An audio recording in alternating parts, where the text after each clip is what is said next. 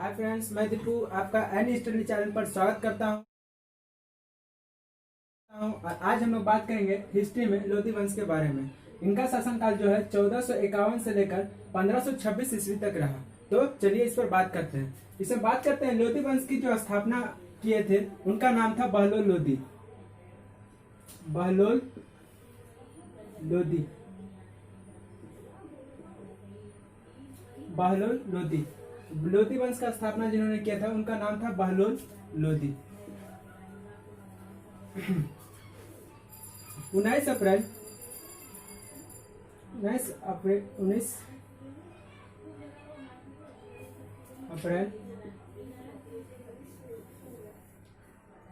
1451 ईस्वी को दिल्ली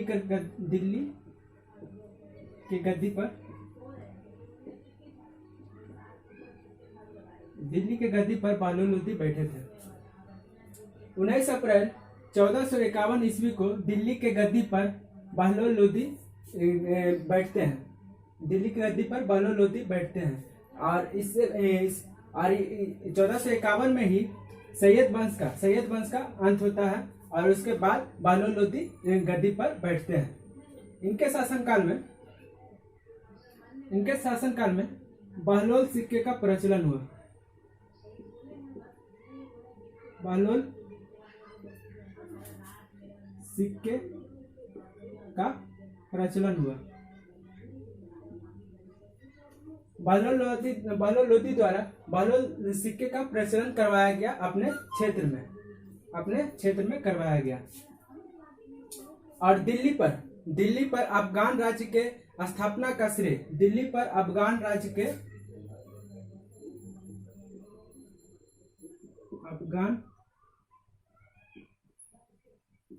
के स्थापना दिल्ली पर अफगान राज्य के स्थापना का श्रेय बहलोल लोधी को ही जाता है। और बहलोल लोधी अपने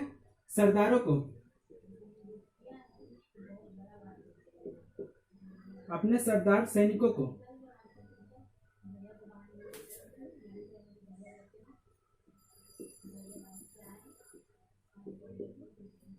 बहलोल लोधी अपने सरदार सैनिकों को मकसद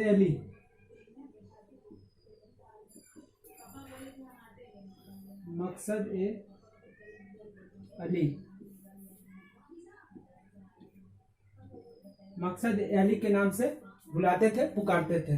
बहलोल लोधी सरदार सैनिकों को मकसद अली के नाम से बुलाते थे। और बहलोल लोधी अपने सरदार सैनिकों के सम्मान में खड़े होते थे।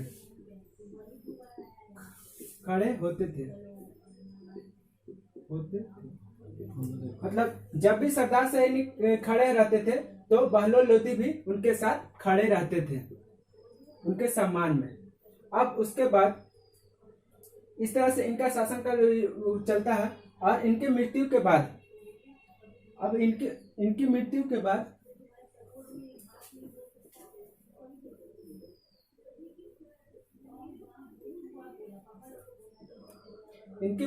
बाद बहलोल लोधी का पुत्र निजाम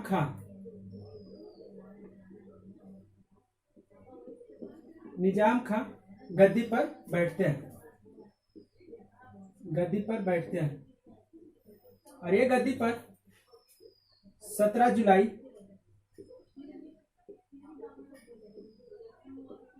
1489 ईस्वी में बैठते हैं। निजाम खां गद्दी पर बैठते हैं और ये गद्दी पर 17 जुलाई 1489 ईस्वी में बैठते हैं। और ये सुल्तान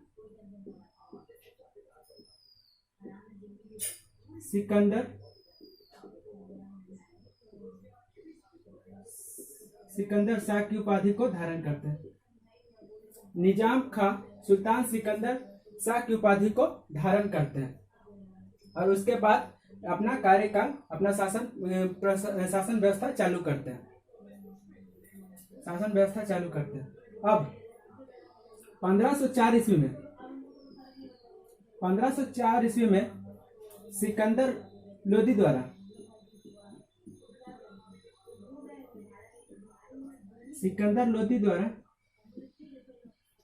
आगरा शहर का निर्माण किया गया। आगरा शहर का निर्माण किया गया। 1504 ईस्वी में सिकंदर लोदी द्वारा आगरा शहर का निर्माण किया गया और सिकंदर लोदी द्वारा इस आगरा शहर को अपना राजधानी बनाया। अपना राजधानी बनाया गया। सिकंदर लोदी द्वारा इस आगरा शहर को अपना राजधानी बनाया गया। और उसके बाद आगे बात करते हैं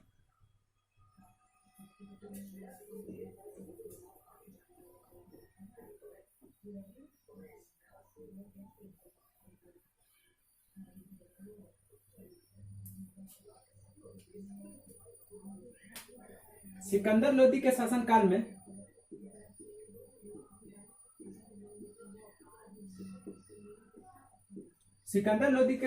में ज्वालामुखी मंदिर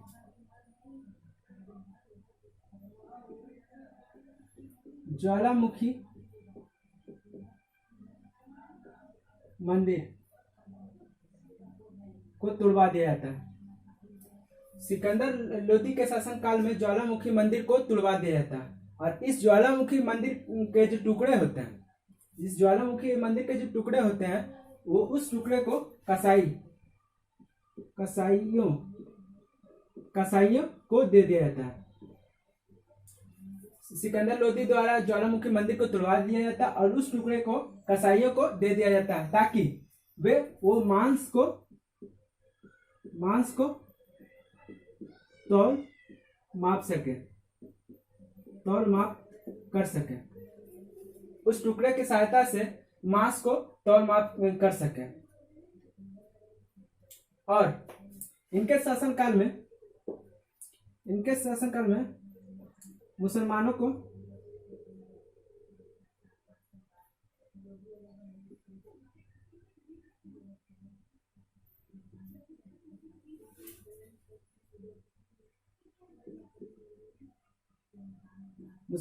को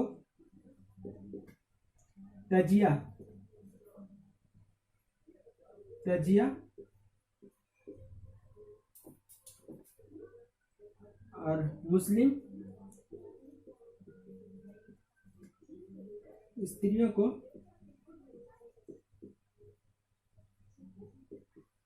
पीरो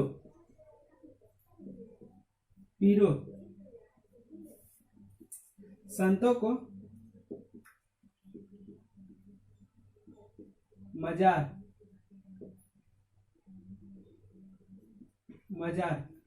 पर जाने से प्रतिबंध लगा दिया गया।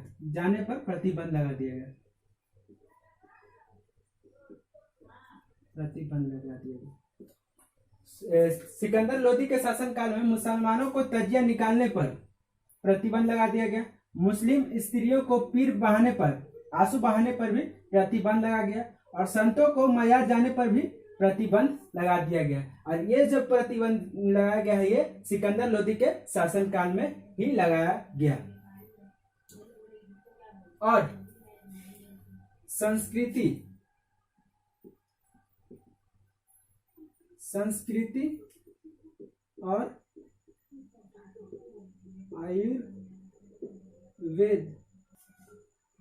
संस्कृति और आयुर्वेद ग्रंथ को फारसी में अनुवाद करवाने लगे। सिकंदर लोदी के शासनकाल में संस्कृत और आयुर्वेद ग्रंथ को फारसी भाषा में अनुवाद करवाया जाने लगा। और ये जो अनुवाद करवाया गया था, इसे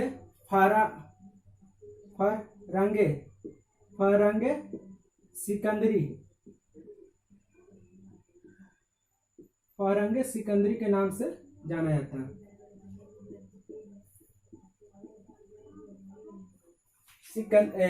संस्कृत और आयुर्वेद ग्रंथ को जो अनुवाद करवाया गया था उसे फारंगे सिकंदरी के नाम से जाना जाता है और ये फारसी भाषा में अनुवाद किया गया था। और ये जो अनुवाद किया गया था सिकंदर लोदी के शासनकाल में ही किया गया था। अब इसके बाद गले की बीमारी के कारण, गले के बीमारी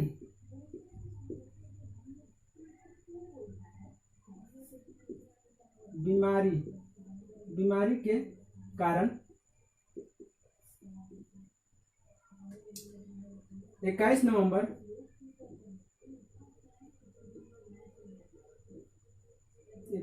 1517 ईस्वी को सिकंदर लोदी का मृत्यु हो जाता है।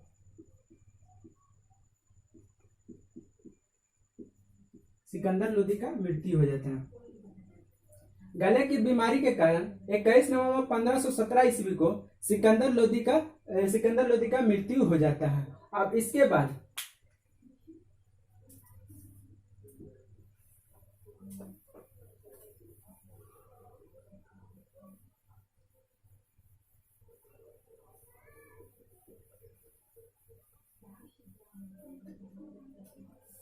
सिकंदर लोदी के बाद इब्राहिम शाह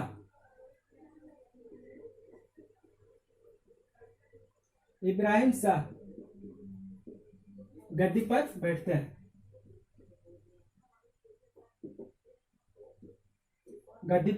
हैं। इब्राहिम शाह दिल्ली की गद्दी पर बैठते हैं और 21 अप्रैल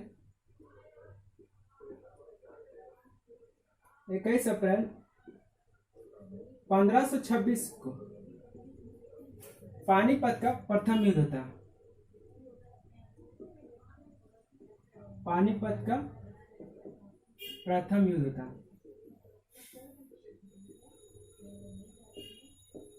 21 अप्रैल 1526 ईस्वी को पानीपत का प्रथम युद्ध होता है और ये युद्ध जो होता है इब्राहिम शाह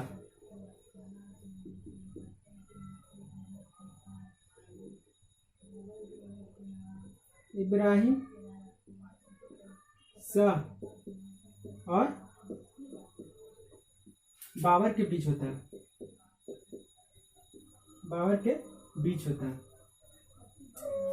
पानीपत का युद्ध जो होता है इब्राहिम शाह और बाबर के बीच होता है जिसमें बाबर विजयी रहते हैं और इब्राहिम शाह की हार होती है। इब्राहिम शाह की हार हो जाती है और इस कारण से इस युद्ध में बाबर द्वारा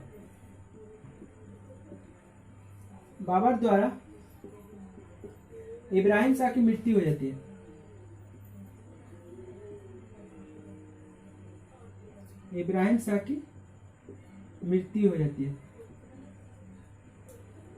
इस युद्ध में बाबर द्वारा इब्राहिम शाह की मृत्यु हो जाती है। ऐसा माना जाता है कि इब्राहिम शाह के मृत्यु करवाने में इनके चाचा का हाथ है। चाचा का हाथ होता है क्योंकि वो दिल्ली के गद्दी पर